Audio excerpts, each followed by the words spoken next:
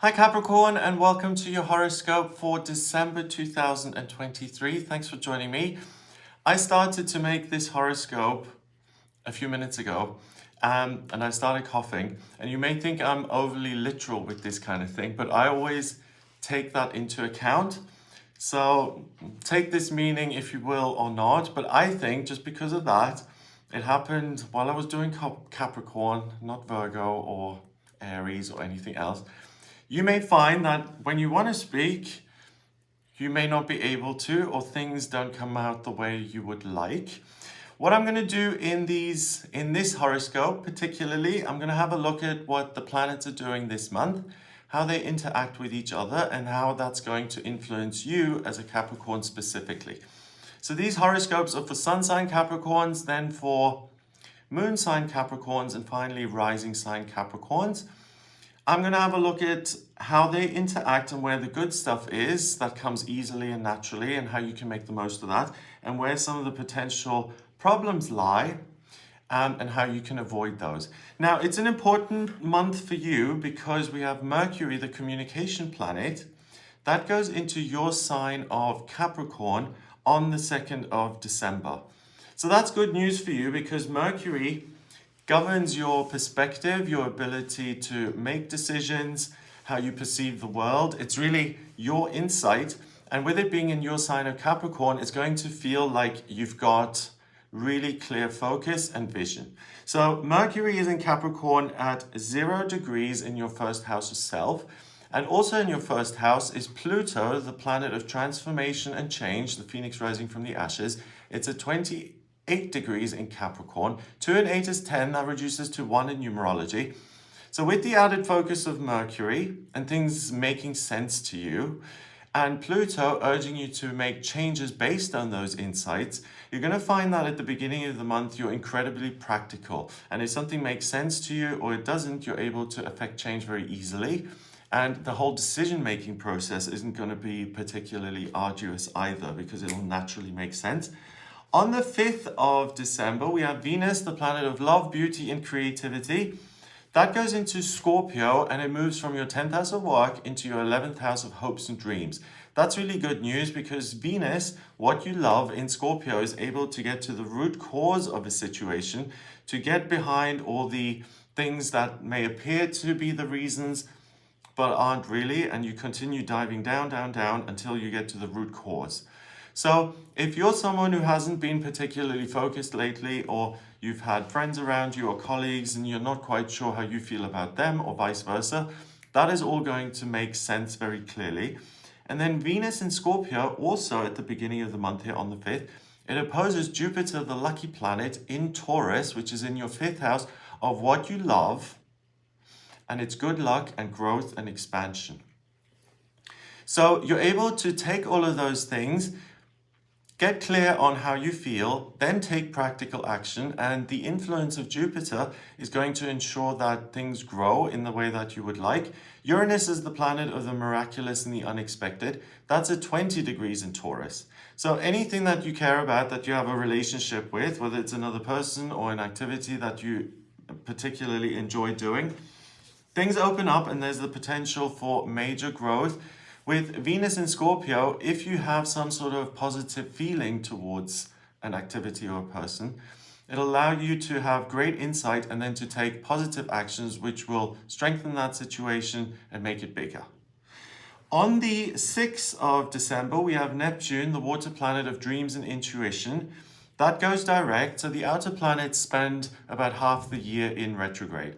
So when Neptune goes forward, in Pisces at 24 degrees in your 3rd house of communication and the way you perceive the world, the external environment is going to offer you clues and symbols and messages that are going to be very useful when you take action, and it gives you certain goals. So rather than having to do a lot of inner work and saying, what is it that I care about, what's important to me, it's just being out about in your life that inanimate objects or things that don't usually mean something to you have added meaning. So, for instance, if you're walking in nature and usually it's just a tree, then with Neptune in your 3rd, it could be, oh, this is a message from the universe, as an example, to take it easy, to breathe, to realize that I don't always have to be active, that I can just stand still, as an example.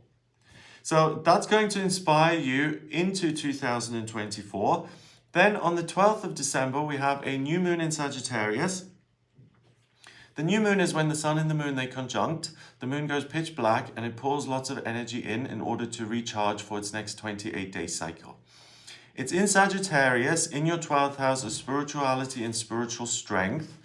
And that's very significant for you, Capricorn, because you also have Mars, the planet of drive and ambition, Ceres, which is abundance and the harvest and summertime, and you're transiting midheaven, which is work. All of those are in Sagittarius in your 12th house.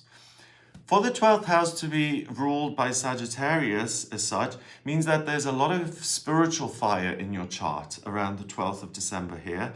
So along with Mercury and Pluto in Capricorn saying, my perception is great, I want to change things, this is a sense of spiritual certainty and being super motivated and like you're taking actions which have a much more significant impact in your life, and that you're treading a path right now which is going to lead to you realizing your hopes and dreams and your inner desires.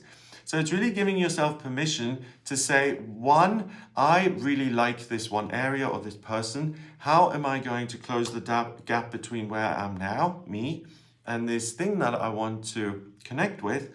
What action steps can I take to make that real?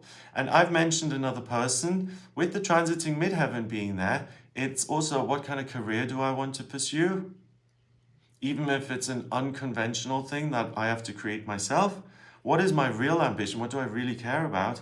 And what's going to give me a sense of abundance? And how can I expand that in my life so that my day-to-day experience is more rewarding?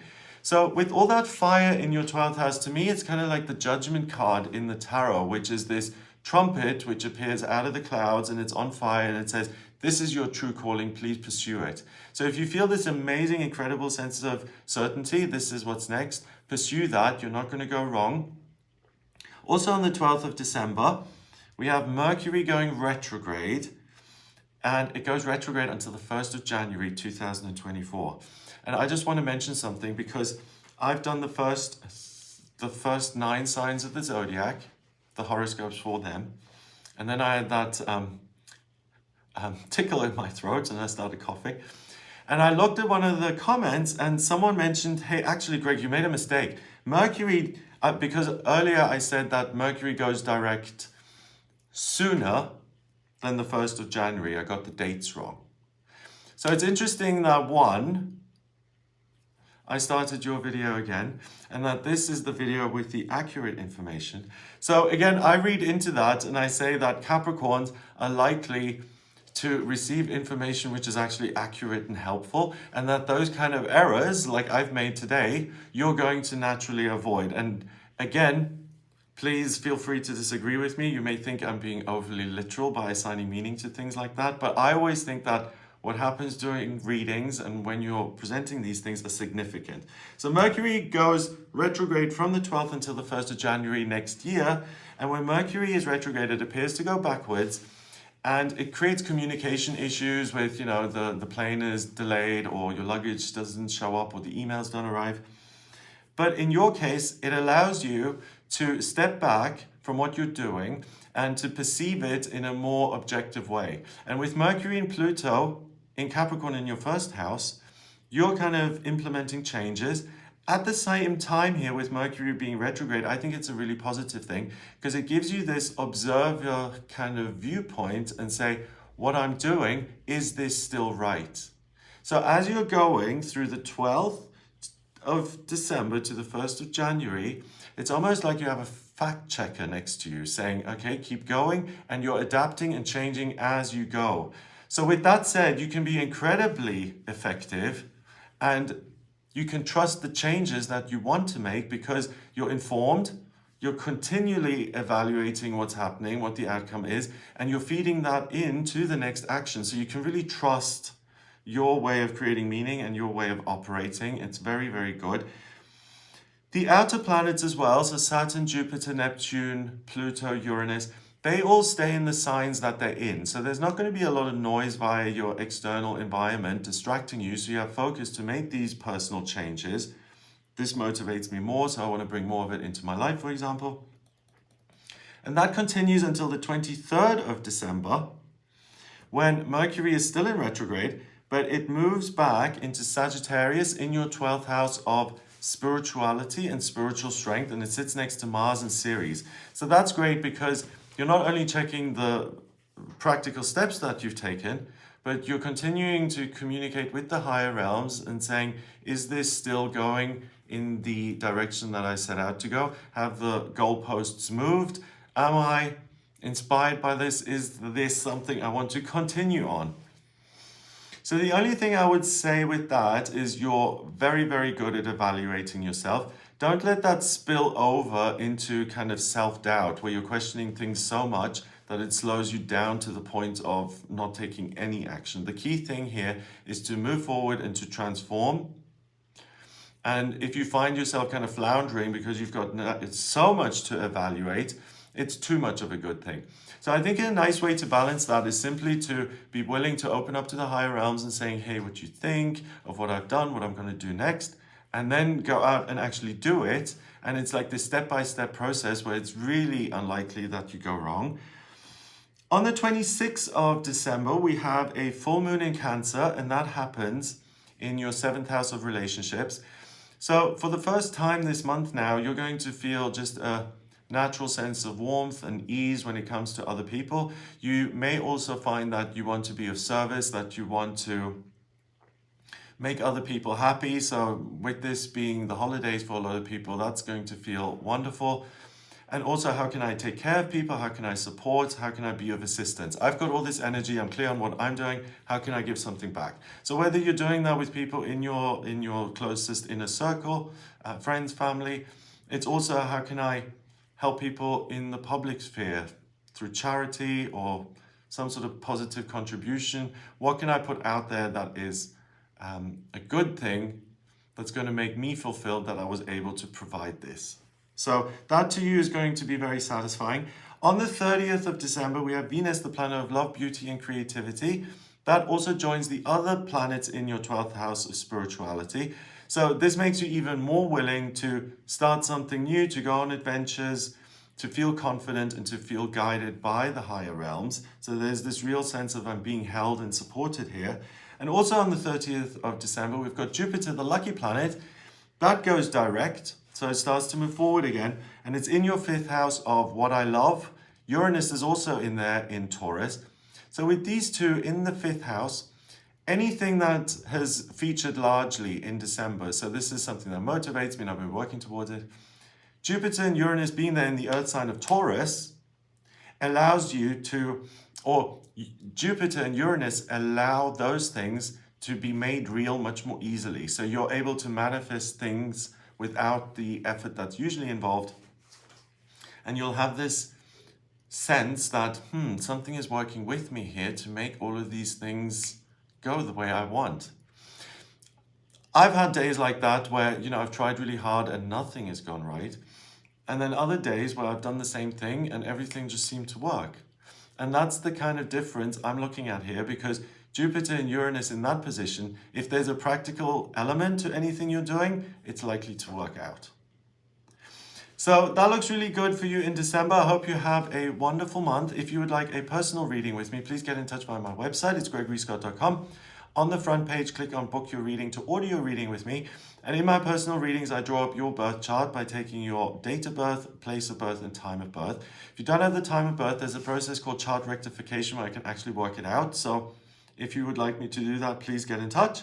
And then once I have the chart, it really tells me a great deal about you. So life purpose, relationships, communication perspective, roots, hopes and dreams, spiritual development. If you have any questions around what's coming up in future or actual locations, I look at the astrocartography for that. So if you are interested and you have any questions, please do get in touch with me for a personal reading. I hope you have a wonderful December and I'll speak to you soon. All the best.